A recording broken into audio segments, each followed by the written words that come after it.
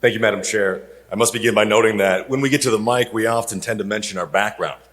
As a former county commissioner, as a small business owner, as a public school teacher, we hear and say these phrases often, and this surely is not a bad thing. I think it actually assuages some of our potential insecurities when taking a stand for what we care about most by doing so. And I have this deep desire to say myself in support of this bill as a former public school teacher, in order to give myself a bit stronger ethos in order to persuade.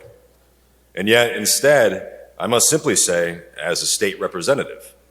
As a state representative, we all know that it is our job to be the voice of our constituents.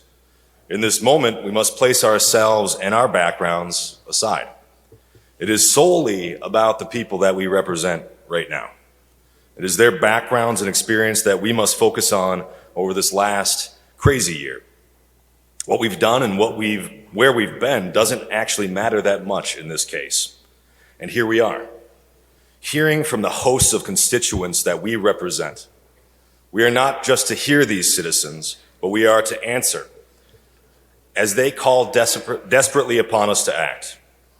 These constituents of ours cannot hire special interests like those that may frailly oppose this important funding that goes directly to what our taxpayers want. And that's getting our kids back in school and sports. There are no pet projects, there is no pork spending, there's just support for the noble goal of answering the call from our parents and kids. It is indeed ironic that our state superintendent at the Michigan Department of Education could not answer many of our questions on the status of learning the other day in committee due to connectivity issues. If our department head has troubles connecting with the legislature just down the road via Zoom, imagine what our teachers and kids have been going through for almost a year. We do a massive disservice to these taxpayers by not supporting the ability to return to in-person learning in sports.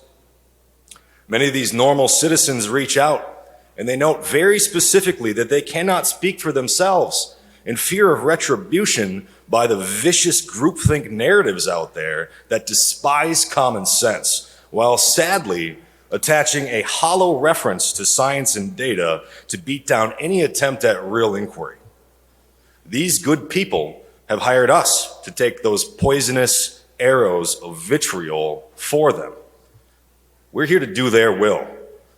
With this government funding, which I must clarify is taxpayer funding, like all government funding, we can fulfill their strong desire from keeping big government to discontinue infringing on their lives in this important matter.